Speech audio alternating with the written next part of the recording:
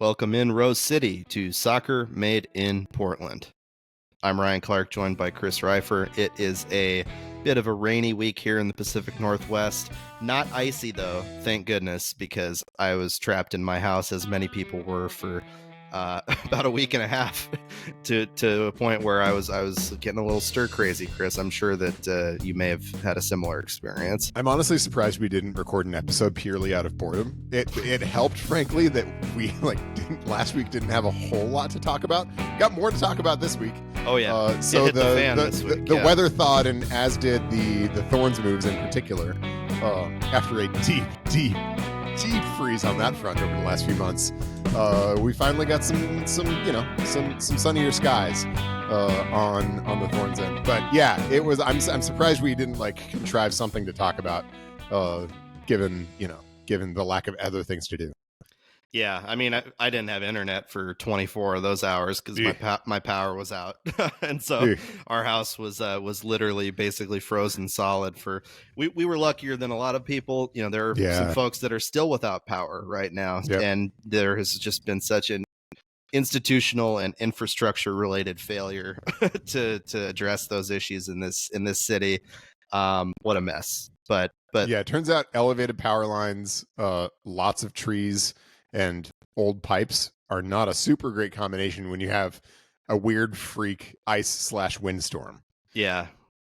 And these things just didn't used to happen. So, welcome to our new world.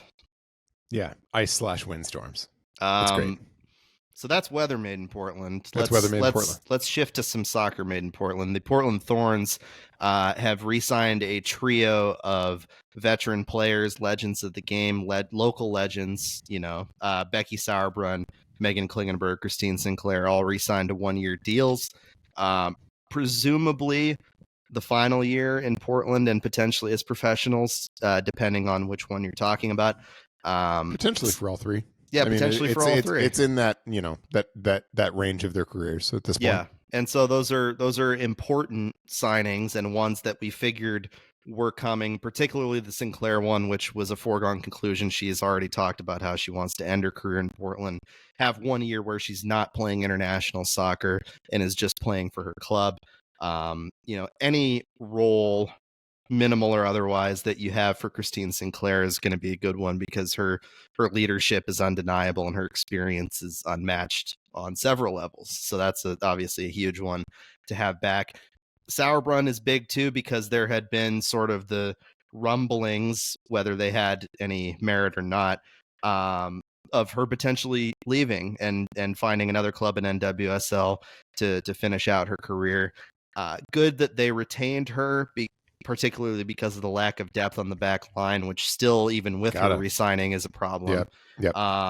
And then same with Klingenberg, somebody who, she might not even be a starter this coming year with the, Reina Reyes explosion that sort of happened toward the end of last season and the talent that's inevitable. But it's still the fittest position on the roster. So, as you fill out the depth chart today, she's starting at left back and Reina's at right back. Yep, exactly. And so those are all key signings. I think those are the first things you check off the list. And then there's more to talk about in terms of Thorns transactions, but just your first blush reaction to just getting those pieces done. It's not shocking that they got those pieces done. I also think it is, I'm not going to sit here and say it was a foregone conclusion on all of them, but it would have been a flashing red lights moment, frankly, if they hadn't been able to re-sign any of them. I think there was the greatest suspense about Sauerbrunn.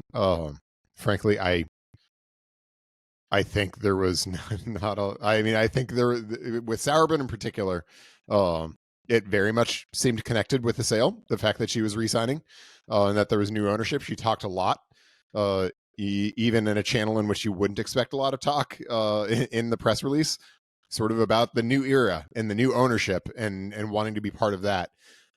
So that's me reading between the lines, but I think it's a fairly clear read between the lines that was a big factor for her. And, it's significant that they did nothing for months before the sale, and then after the sale, there now has been a flurry of activity. I don't think I think it would be foolish just to chalk that up to coincidence. Christine Sinclair was probably coming back regardless, right? That wasn't much of a question, but I think there were questions about the others.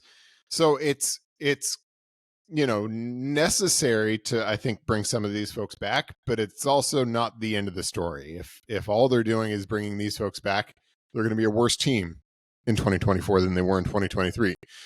And so in many respects, the additions are going to be what decides this. We've got a couple of those that we're going to talk about in a moment. But I think that's going to be where the real action is in this offseason and is going to determine the Thorns' fate in 2024. But look, it's a good thing to retain people of the quality of Megan Klingenberg and Christine Sinclair and Becky Sauerbrunn in the club. These are really good people. They're really good they're good players still who can still contribute on the field in appropriate roles. And I think that role looks a little bit different for each of them. And will look a little bit different. Could look a little bit different depending on what the Thorns do from here. So necessary, but not adequate to create a successful offseason is sort of the way I would characterize that batch of re-signings. And in terms of the outgoing and incoming transactions that have happened, most of it has happened over the last basically 24 hours. It's been kind of a whirlwind for Thorns fans. A wild few days. Wild few days for sure. From the re-signings, obviously, to these, reports of transactions and official transactions and everything else. But just going in order, Isabella Obaze was the first one. She transferred in from Swedish club FC Rosengard. She's 21 years old, a defender. I believe projects Danish International. Danish International. Believe projects as more of an outside back than a center back, but she plays both and has played both. So that is a depth piece, probably a development piece more than anything, and somebody that could factor into the starting lineup in the future if she, pans out the way that obviously the Thorns are hoping that she does. That was the first real sort of move of the offseason for them. And then this week, the big ones are they traded Rocky Rodriguez to Angel City FC, which is obviously heartbreaking for a lot of Thorns fans. But a move that in all likelihood is going to potentially become necessary to make room in the midfield, at least in the starting lineup, for a move to come with Jessie Fleming, the Canadian international who currently plays for Chelsea and is reportedly, according to very reliable reporters over in England, headed to Portland for an NWSL record, almost $320,000 transfer fee, which is big moolah. And so we'll have a lot to talk about with Fleming, but maybe starting with Obaze and sort of where she projects out, what stands out to you there. A little bit of a question, I think, where she projects out, where on the back line she'll ultimately land. Interesting signing. I mean, these are you want clubs to be making signings like this. It is a pretty sizable jump, especially in terms of depth, from Sweden to the NWSL. And so I think that's something that you've got to take into account when considering what her likely sort of impact is in year one. I think this is probably a longer term kind of move to see if she's somebody who can make this jump and sort of grow into a role than somebody who you would expect to occupy one of those starting spots on day one. If that happens, great, amazing, but it's an unreasonable expectation to pile on her coming in. And so, I think you should probably think of the move in that way, that this is a longer term play. But you want teams, even in moments in which they need immediate help, which the Thorns do need immediate help, especially on the back line. You want teams still to be making those kinds of moves, right? Because sometimes those kinds of moves turn into Olivia Moultrie, and that's a good thing. So I think it's a good move for the Thorns to make. She seems like a really interesting player, but also seems like a player that's got some growth to do to be ready to compete, in the deepest league in the world. The Rocky moves. I mean, I think you have to talk about the trade of Rocky Rodriguez in the context of signing Jessie Fleming. Frankly, if we were looking at Rocky alone without the Fleming signing appearing imminent, it would be slightly panic inducing, right? Yeah, you would have thought, oh, what's the next move? Like, why are they doing this now? Is Yeah. there without the obvious and clear move that was reported even before the Rodriguez trade, we wouldn't really have known what the next move was. Yeah. And so, it is understandable, I think eminently understandable in the context of being on the verge of completing the signing of Fleming, or having completed and now going through sort of the finalization process of that signing. In terms of Rocky's contributions to the Thorns were really significant. She scored some significant goals, but also just has been a player that has sort of done a lot of different things for this club over the course of the last several years. She loved being in Portland. A person who was, I mean, I think you saw it on Twitter from folks like Sophia Smith and Bella Bixby, lamenting to some extent her loss, which, by the way, like, raised a flag in my mind. You see this in other leagues, but it's like, does Sophia Smith have veto power over like the Thorns moves right now, given that she should be in sort of like the context of contract extension talks? Frankly, if I was leading the Thorns, I would probably be checking in with Soph on some stuff. Clearly she didn't hear, because she's very close to Rocky, and with Rocky moving on. Yeah, and nobody's going to ever want that to happen too, and that's the thing, and what had made Rocky so important to the Thorns, right? Is that she was like undeniably one of the representative players to their culture, to what has made the Thorns great over the last decade. She was one of those defining players. Yeah, no question. And I was always, frankly, a pretty big fan of her game as well. I think she was a really good two-way midfielder when she was played in that role, who, although had some inconsistency at times, when she was in good form, and she frequently was, could be a real difference maker in terms of being a zone mover, and somebody who could create space with the ball at her feet, and get things moving. I think in many ways she was a prototypical number 8, which is interesting because it's not where she plays or has played for many other clubs. That was a little bit of an adaptation for her, and I think that shows a real maturity in her game, to be able to do some different things like that and be able to do it at a high level. And so I very much consider myself a member of the Rocky Rodriguez fan club. I'm not sure Mike Norris was. And I think that may have been largely the disconnect. I think Norris struggled to put trust in her and to sort of find a consistent role for her. She was in and out, sometimes with success, sometimes without success. And frankly, those inconsistency issues did come up last year, are more likely to come up when a coach isn't quite sure how to use a player within his system, and that player is not getting consistent starts. So that's not to say that that's a fault of Rocky's. That's something that you frequently see when you're in a position like Rocky was last year. Yeah. So I liked the double pivot that they did with her and with Sam. It was the best soccer they played last year. I thought so too. But, sometimes he didn't rate her. Sometimes, there was the injury concerns, obviously, during part of the season.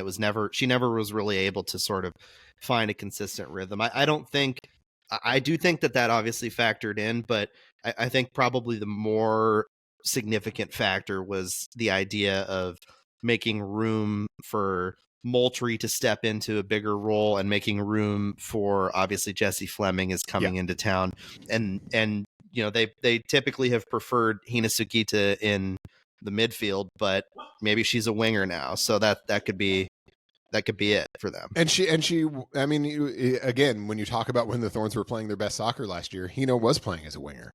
That Hina was playing as a winger, and they had they had Coffee, Rocky, and Crystal Dunn playing in central midfield. I thought that was their best unit last year.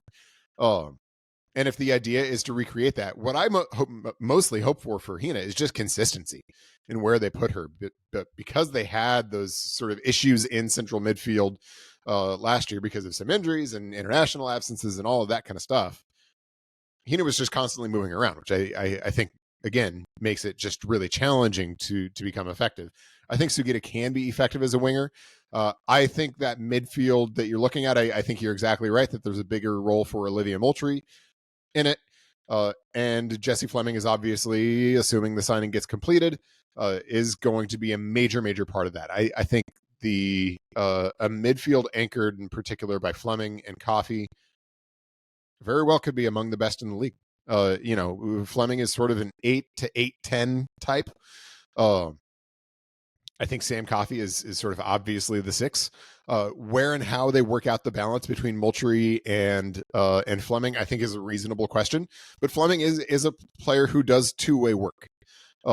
She is not sort of an out and out 10. This isn't an Evander situation to look at the Timbers side. Fleming is a player who's going to do two-way work and isn't going to just completely expose Coffey back there, which we saw at times last year when they would play Crystal Dunn and Christine Sinclair together with Coffey in central midfield. I don't think that'll happen with Fleming. I think the balance seems to work better, but exactly how they're going to work out that balance with Moultrie, I think is a question. And then, I think the assumption is, but it's not an entirely safe one, that Sugita will be out on the wing. I like that setup.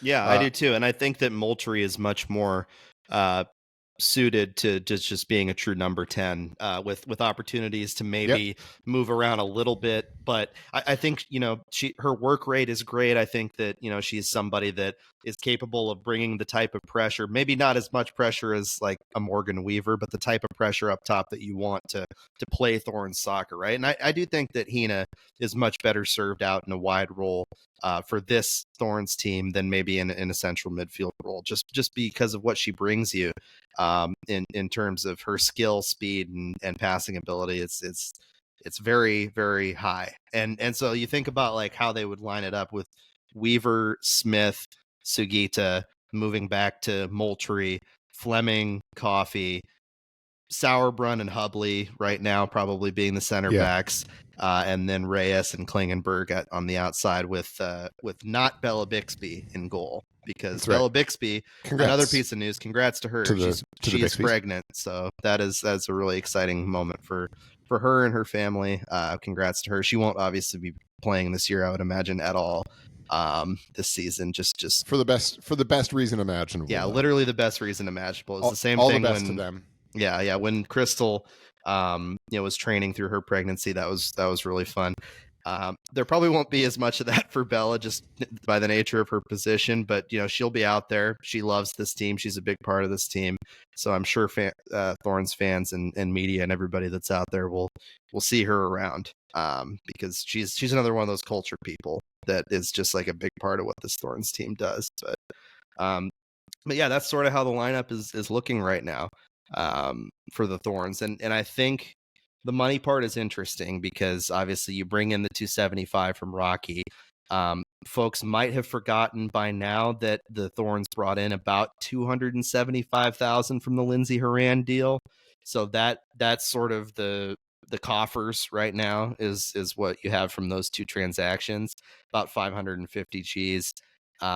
If the fee is what it's been reported to be, that's about 320 tacked off of that. You got like 220 maybe left to work with if you use all of it.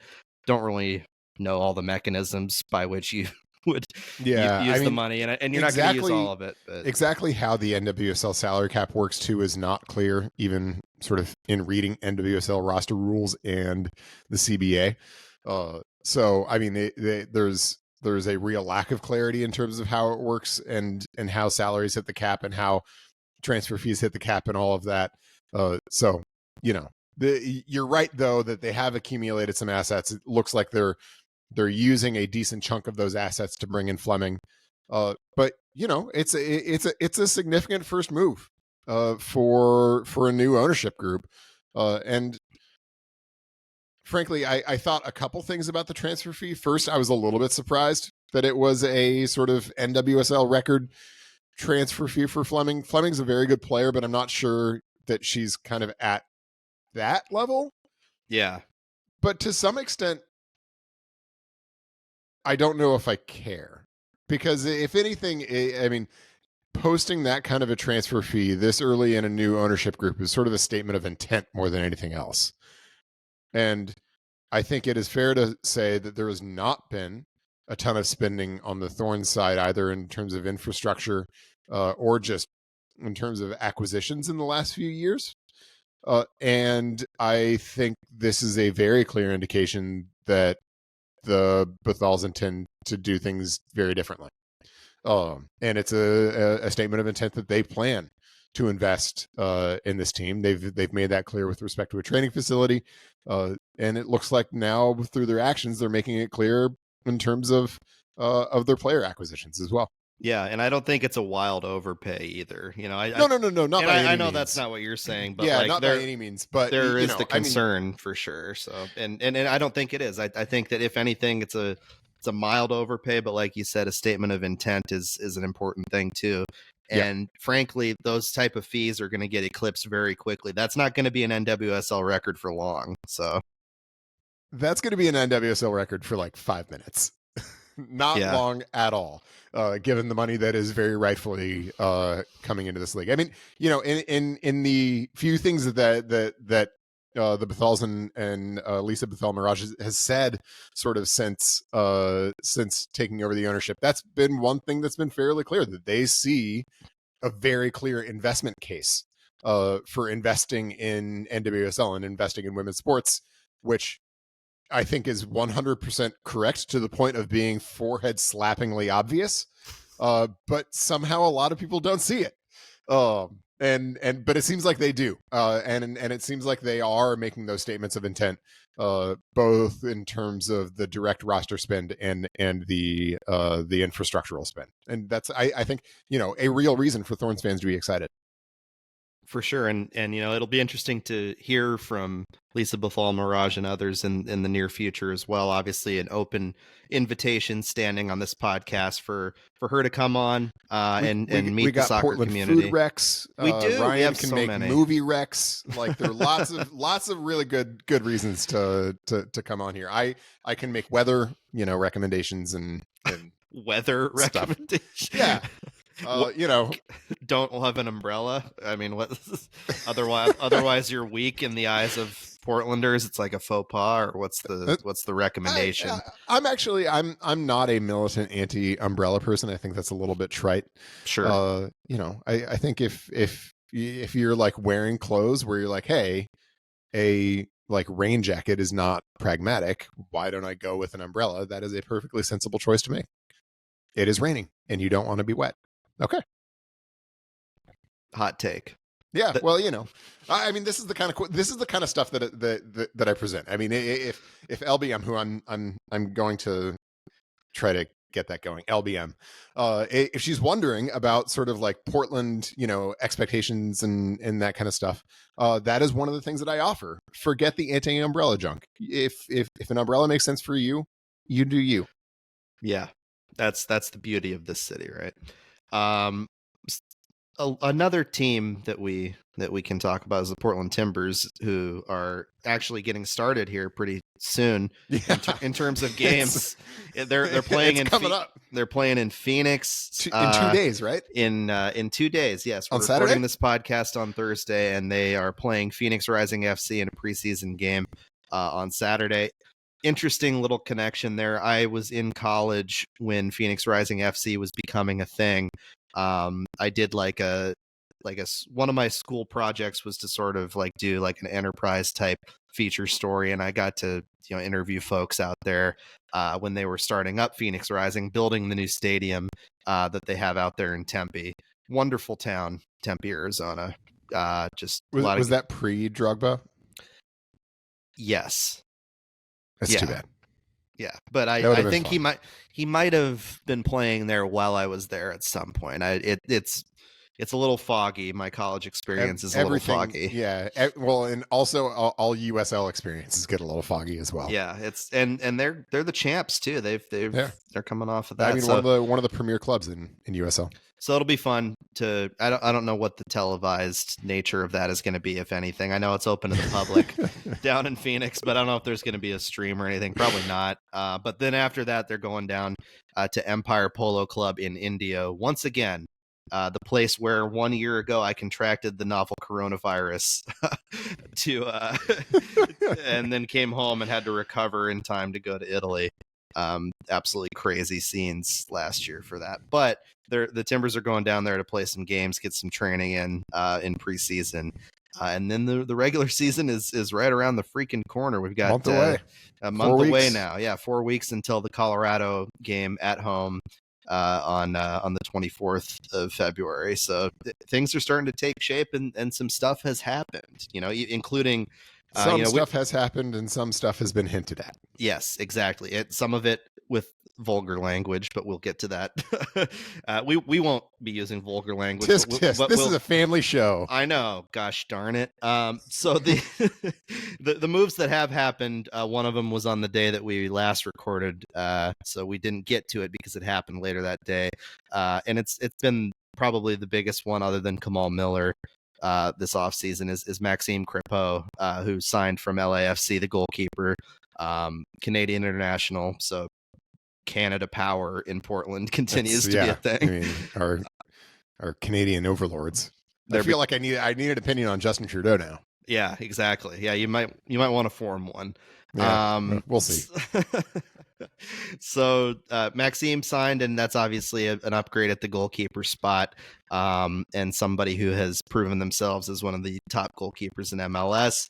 And I think was a sign of strong ambition on the part of the Timbers to make a signing like that after making the move to get Kamal Miller from Inter Miami, right? Those are two guys. Yeah, that's a coup. I think that, some folks are saying there is more to come, using colorful language to say so, but they're not clucking around. No, they're not clucking around. No chickens in this club. Yeah, they're not clucking around so far either. I think that those are two good moves.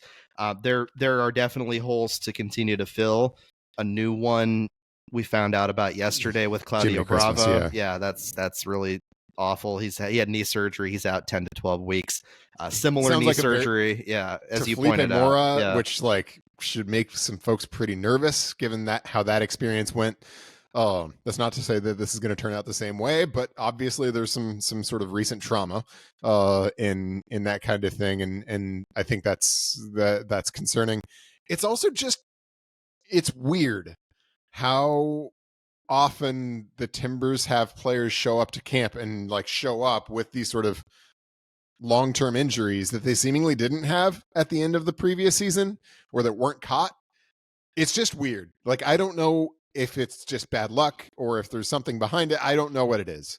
And so I don't really have a hot take on it, but it's a weird trend that's happened kind of a lot over the course of the last couple or 3 years. Yeah. And it just sucks. It's hampering your ability to come out of the gates strong even more than maybe a lack of additional moves would. Right. So now they have that sort of a hole to fill at outside back.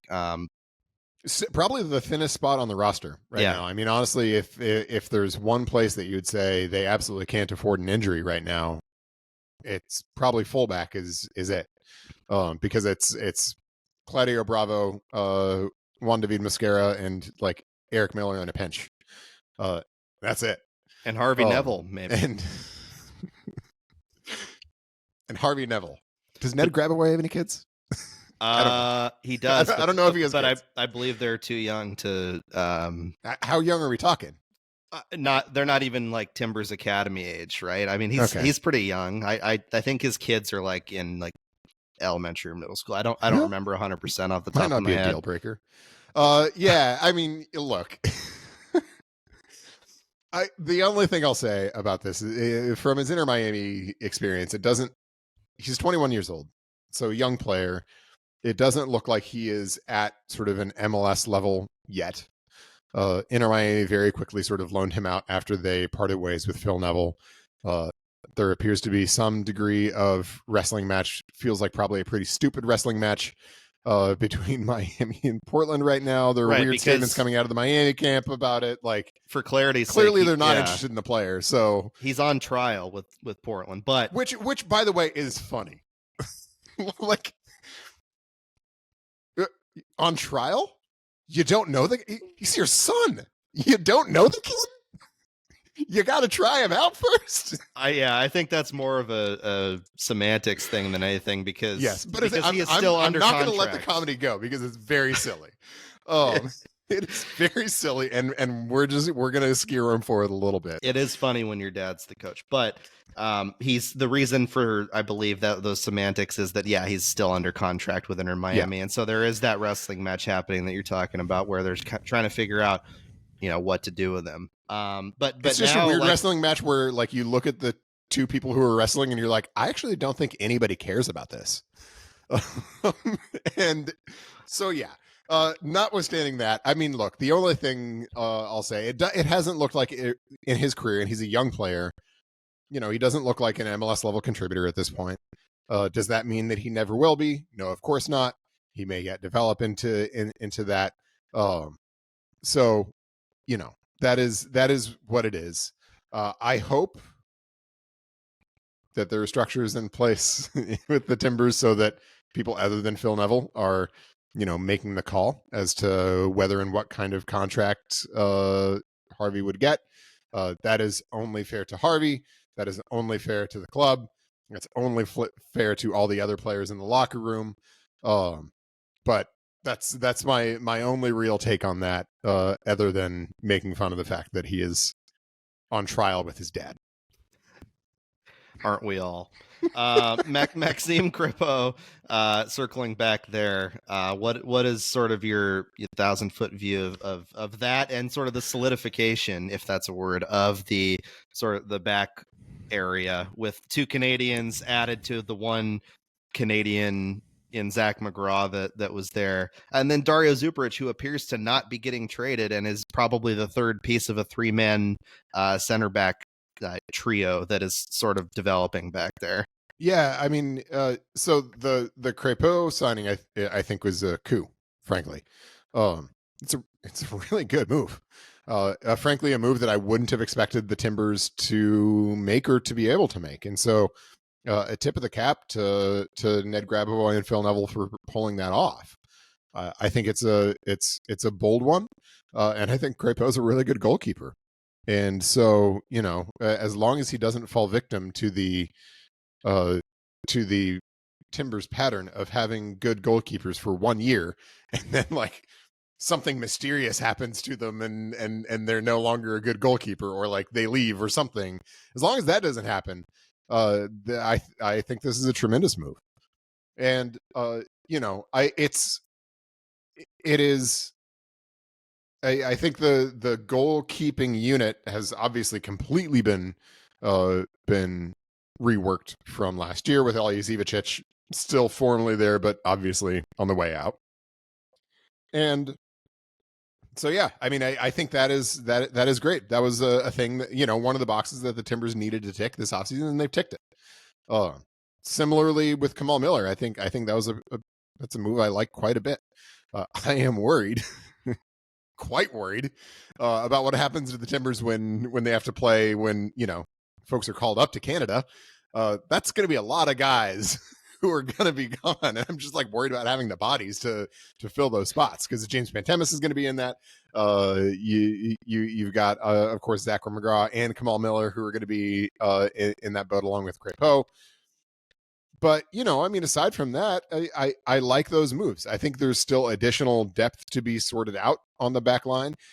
We'll see what ends up happening with Zuparic. I think my guess is that situation has some degree of fluidity to it. If the Timbers are thinking that they might go 3 at the back fairly consistently, it probably makes sense to keep him. I don't know if he is going to be wild about taking a role in which he's not a regular starter, and I don't think he would be with Miller and McGraw. Yeah, he's an MLS starter even at this stage in his career. Yeah, I think so too. And so we'll see how that plays out. Because if they move him, then they probably need to bring in another sort of MLS level contributor in that role.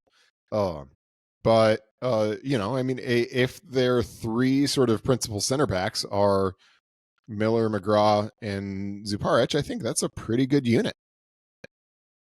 Yeah, I think so too. And in terms of depth, it's gonna in those positions be somebody like Eric Miller, who can either play as like a quasi outside back, but is more of like a left-sided center back in like that situation. They probably need to bring in one more. would be my guess. But the others are Miguel Araujo and Larry Smabiala. Yeah, I mean, I totally just memory hold Miguel Araujo. Honestly, like between those four, it feels like there's probably more money committed there than is optimal in terms of cap space. So, but I mean, there's a lot of sort of on paper talent in that center back room at this point, which we couldn't say at the end of last year. And Kamal Miller coming in really sort of changes the level of that group.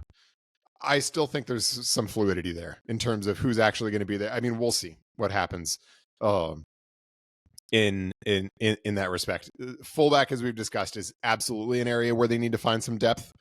I think the only backup fullback on the roster right now who is not a trialist with his dad is Eric Miller. So obviously that's an area that they're going to need to address with an additional signing or two. But I mean, that's fullback depth. If we were sitting here in late January and the only thing the Timbers needed to address on the roster was fullback depth, you'd be saying they're in pretty good shape heading into the season. Yeah, there's a little. There are more holes than that, but the Timbers are not clucking around and trying to fill those. Yes, and speaking of not clucking around as a chicken might, so there was. It's a common practice if you're a member of the media and you attend Portland Timbers training, either now or in the past, you're probably going to see Merritt Paulson at some point, like a few times a month, possibly, depending on how often you go.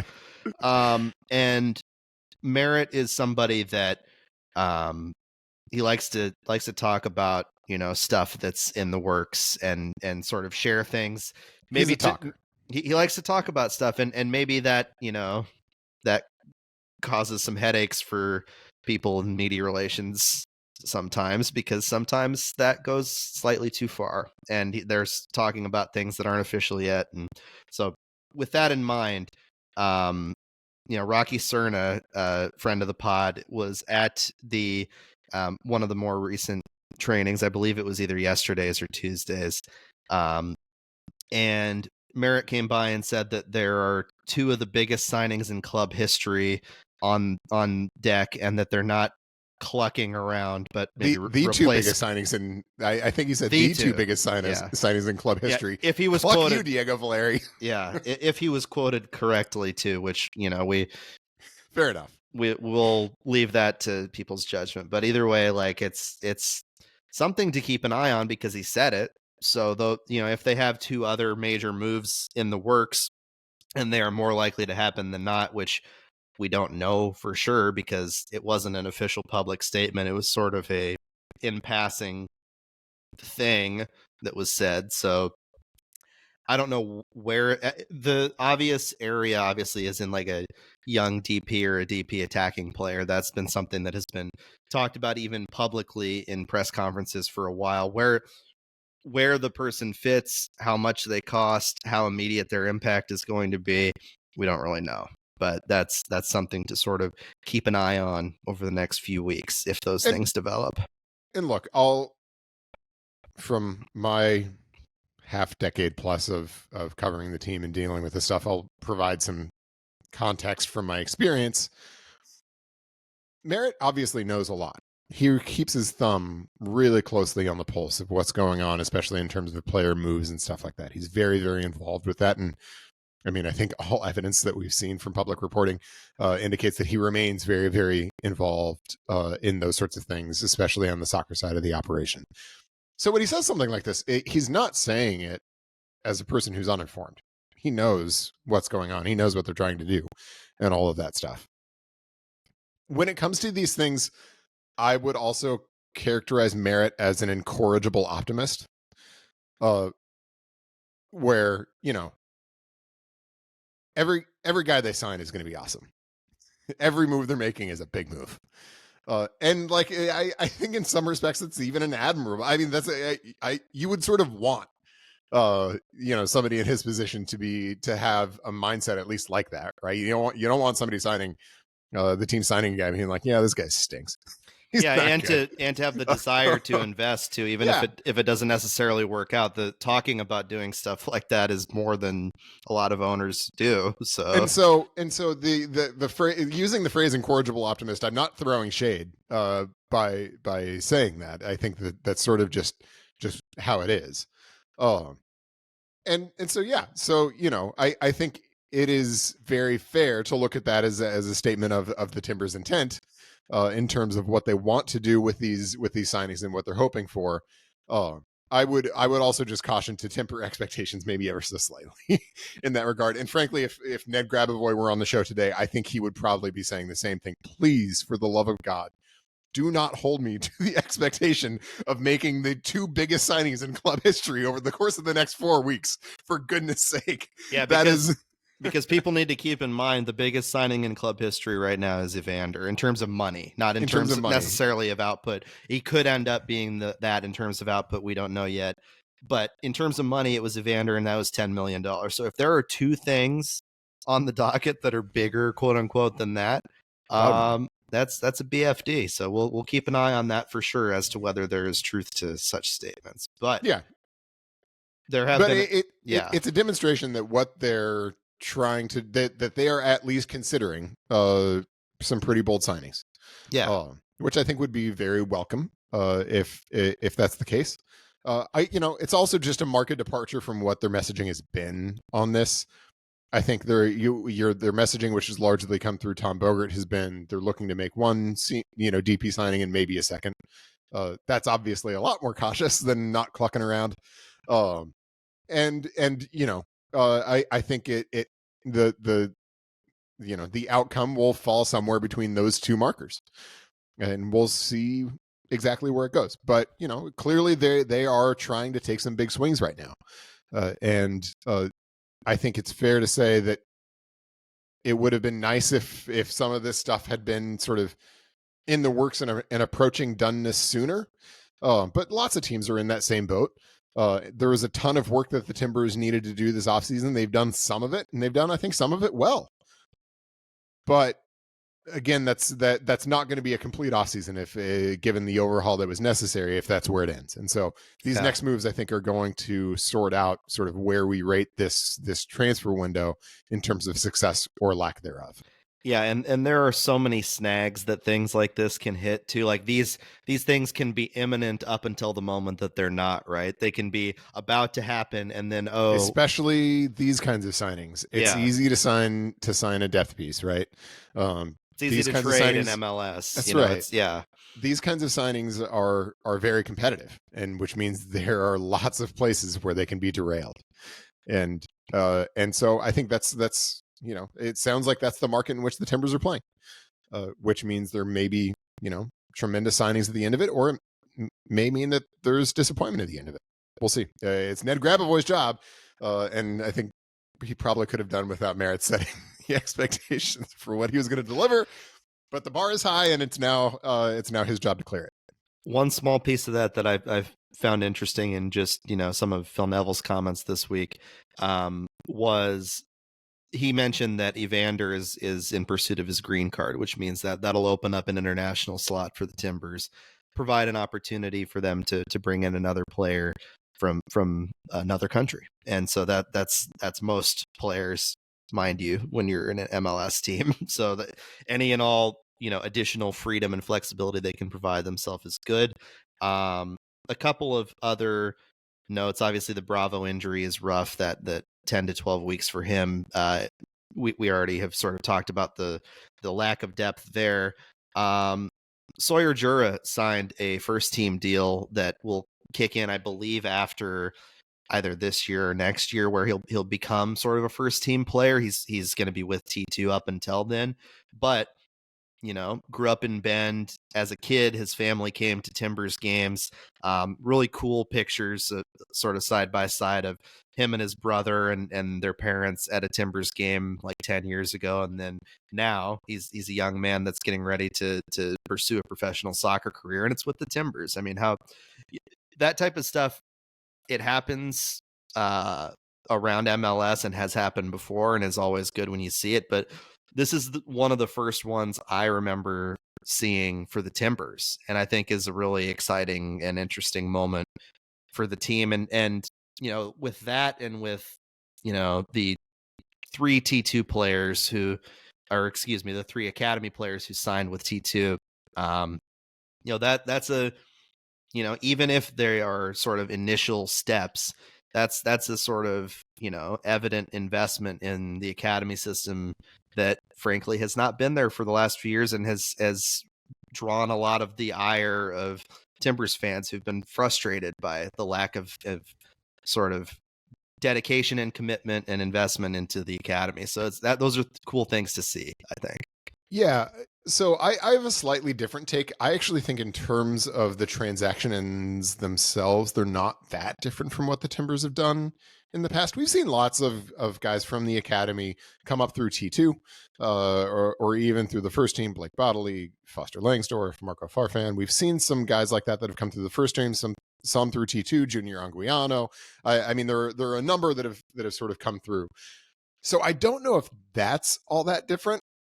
What I think is different, and I think might be significant, is the amount of noise the Timbers are making about it, which I actually do think is important, because I think the Timbers have a reputation as not being a team that is going to move players up through its academy into its professional outfits.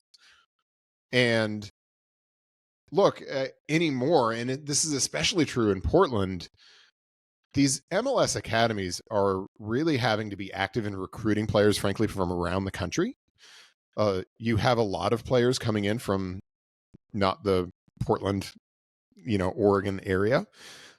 And a huge selling point, obviously, for especially quality players coming in from elsewhere is going to be the path to the pros. And MLS folks, they don't care, but they would be delighted with the fact that I just used that phrase, because that's like the path to the pros. That's that's it. But I mean, that's obviously an important consideration for anybody who's, if you've got a highly rated 15 or 16-year-old who's looking to sign on with an MLS academy, that's going to be something they're thinking about.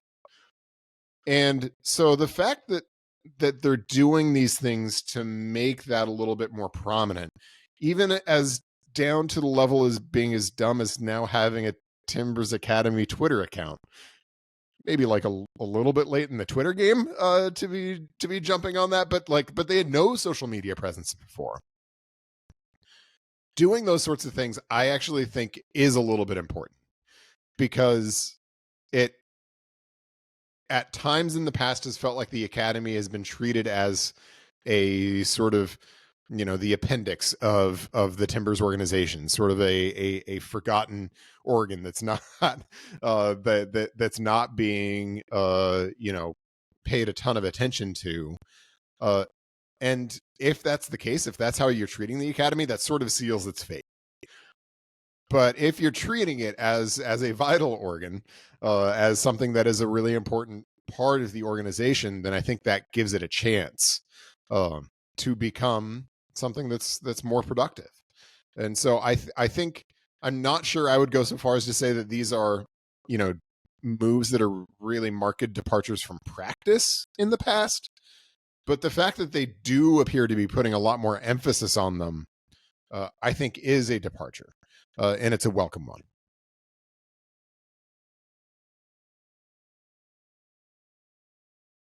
Oh, doing the classic on mute thing.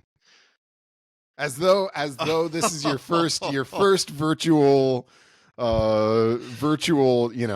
meeting or podcast that you've done. Yeah, in 2024. Not like we haven't been on Zoom for 3 years here, right? So that's right. So that's a classic. Oh, jeez. Got a full presidential term on Zoom now. Yeah. It's election season, baby. Let's rock.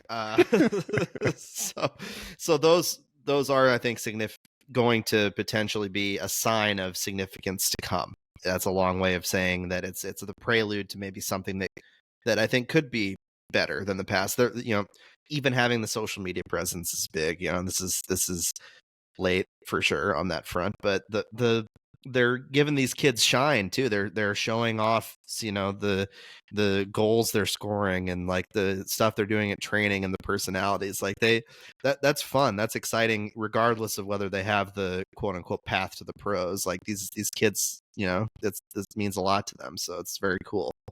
And for Sawyer, obviously that's such a cool story, and hopefully really cool story, and a great moment for him.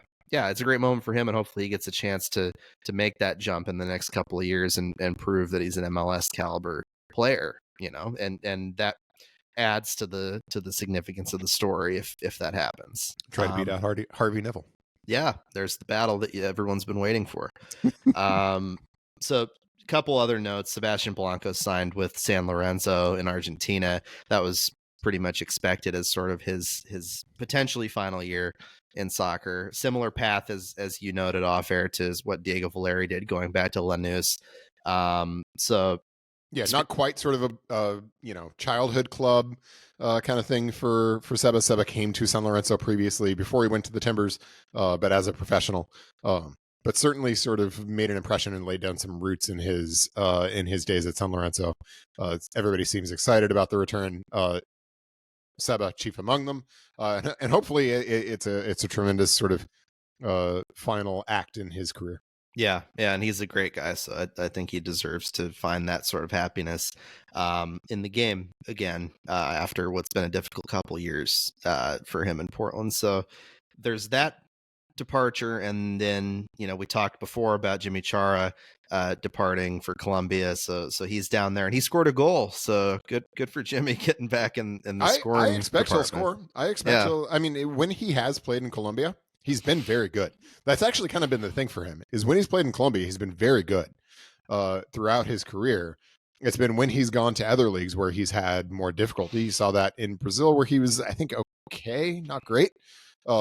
Similar experience in Mexico for a couple different teams, and I think a similar experience in MLS. But man, when he's been playing down in Colombia over the course of his career, he's been a dominant player, which is what has sort of opened up the doors that he's gone through over the course of his career. So hopefully that will also work out well for him. Only good vibes going to members of the Chara family, and hopefully that is for him another really productive and really fruitful move. Definitely, and the biggest departure that folks are talking about right now is not a player one, it's a coach one. Miles Joseph, who filled in as interim coach after Gio was fired in the middle of the season. He was, like, at this point, Phil Neville's top assistant coach, and now is leaving for Charlotte FC for an associate head coach position right before the season starts, which, given how important it seemed to Phil to keep Miles on staff, to keep Ridgie on staff, Memo Valencia and others that had been there under Gio. That's a hole that they definitely are going to want to fill, because Neville is, oh god, that was an unintentional pun. Wasn't it? Great. That was great. Oh dude, I saw your smirk. I saw you smirk. Oh dude, that's embarrassing. That's a hole they will want to fill for Phil. Yes, like he needs a top assistant to join assistants like Memo and Ridgie and others to make his job easier, because otherwise a lot's going to fall on him as a first year coach in Portland. Not a first year coach overall by any means. He has plenty of experience, but they didn't end up getting Jason Kreis like had been rumored, and that would have been somebody that could have taken on that type of role. So we'll see if they make any sort of inroads on that front, but that's a tough loss not having Miles. It is a tough loss not having Miles. And I mean, look, on one level, it's totally unsurprising, right? This happens all the time when you bring in a new head coach, that there's going to be turnover in the assistant coach ranks. But it happens all the time. So that is not a surprise. I think what makes it a bit surprising is that they were not coy about the fact that they wanted to keep Miles Joseph when they hired Phil Neville. All the communication was that I think it's fair to say even expectation, at very least aspiration, was to have him be that top assistant.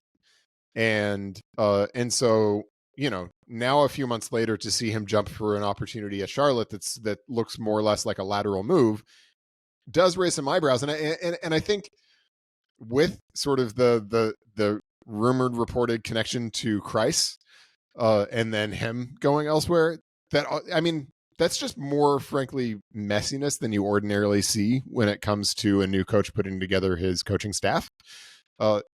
Is that significant? Maybe, maybe not. I don't know. But it is notable that there's just been, I mean, you don't usually see new coaches associated with multiple assistant coaches who then end up not coming. And so, maybe it's just sort of a happenstance. But it's a little bit unusual. And I think it now opens up some questions about what Phil's coaching staff is going to look like. Gary Neville, assistant coach. I mean, why not? Just bring them all in. All the Nevilles. All the Nevilles to make it a family affair. Yeah, that'd be interesting if that ever happened. There's no even rumor out there to suggest that Gary Neville of Beckham documentary fame. I just finished that, by the way. Oh yeah, we watched that recently too. I really enjoyed it, and they interviewed Phil a couple times too, so that was kind of in his Inter Miami office strip. Yep. It was interesting. By the end of it, I came away liking Beckham significantly less than I did beforehand, which frankly is like a little bit counterintuitive, given that it was very clearly it was well done. I'm not criticizing the makers of the documentary; they did a great job. But it was clearly sort of a gentle portrayal of Beckham's career, a friendly documentary. It was told from a friendly perspective, and nonetheless, at the end of it, I was like, this guy, I like him less than I did at the beginning. Yeah, I learned a lot that I didn't know. Yeah. And there was a lot of stuff that were sort of like trips down the memory lanes. Those Galacticos Real Madrid team. I mean, there are like a number of folks who I've talked to since who were like, man, that is the team that made me love soccer, and for good reason. That team was insane. Yeah, millions of people around the world. That was the case. And that team was incredible. I mean, Luis Figo, Zinedine Zidane, OG Ronaldo, Roberto Carlos. And one of the things that the documentary totally glossed over is that at no time was Beckham even close to the best player on that team. No, he was like 6th or 7th best at best on that, which was the interesting part. I don't think that they talked about it much, but it was very interesting that he sort of jumped into that, despite being he was like the most famous when he got there because of all the international cool guy stuff that had became his international cool guy. That is what David Beckham was sort of his best and highest use as a soccer player, was his international cool guy. Good soccer player, don't get me wrong. Sometimes very good, maybe borderline great, but never sort of a top 5 player in the world kind of guy. Yeah. But definitely top 5 in terms of fame. And so that was right. The biggest part of that documentary that was interesting to me. So definitely worth a watch, I think. It's worth a watch. Yeah, even if it's, lots of shade thrown on MLS, which is on one hand, totally understandable and correct and undisputed, that especially when he came into MLS. Yeah, especially at that time. It was even rougher seas at that point than it is now. But also he was never even the best player on his own LA Galaxy team. So how much standing does Beckham really have to make that point? It's his documentary. it's his documentary with a little bit of accidental self-own. Yeah. But it was cool. So it was cool. It was an entertaining watch. Victoria Beckham, honestly, seems like it was portrayed very much as a pretty cool, well-adjusted person. Yeah, other than the thing that went viral of him peeking in and being like, "What car did your dad drive when you were growing up?" and talking about she was talking about her family as working class, which compared to David, as between the two of them, which of them came out of that that documentary looking more full of spit? David was by far more full of spit than Victoria was. A compelling character nonetheless, though. So it was an interesting one for sure. Victoria, for the most part, not clucking around. No, not a chicken at all. Yeah, she seems like she runs things over there. It's very cool to see their dynamic. And they've been through a lot So it's interesting, like as a public people. So it's interesting. That's right. But any that was a weird aside to finish the podcast. That was a very strange, it was... strange, like lengthy discussion. But maybe we can end on like restaurants. What do you think? Like, what have you been to? Like any? Have you been out much lately? My ice liberation meal was at Phuket Cafe, which is I've been there a few times, but it remains awesome. Nice. It is. Awesome. I've heard good things about that. I still need to get out recommend. There. I mean, it's sort of like the weekday, more casual takedown of Long Bon, which they've got in the same space on like Friday nights and the like. And Long Bon is if you haven't been, highly recommend experience.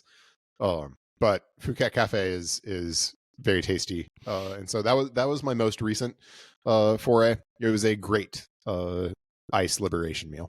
Yeah, ours was like the ice wasn't fully gone when we went to Eam, but we went to Eam to sort of like get nice. Back out and support the restaurants, and that was obviously, a good spot. Some folks were a little critical of that. They were like, "Oh, Eam's always crowded," and it's like it wasn't crowded when the ice was there and they had to close. You were able to get in early. Eam is a place that is absolutely worth going and putting your name in, going and getting a drink somewhere, and when they text you coming back, it's a great spot. A really fun collaboration. Yeah, cool spot. So a lot of them in Portland. I still have a long list of ones that I want to try. So. LBM, we got more of these if you want to stop by. Yes, we can go all day. Yeah, LBM. Yeah, Rex for days. So many Rex. So we will also have questions about the future of the Portland Thorns. Yes, we will. So please come on. We would love it. We'll wrap it up there. Thanks for joining us, y'all. Follow us on Twitter, SoccerMaidenPDX. Chris Reifer, Ryan T. Clark. Like us, subscribe to us, do all the things to show that people are listening to this podcast and they care. It's important. And, we're happy to continue to keep doing this. We'll be doing it more frequently, obviously, as the season gets rolling in these next few weeks. But we appreciate you being patient with us in this dead of winter. So thanks for joining us again, and we'll catch you next time.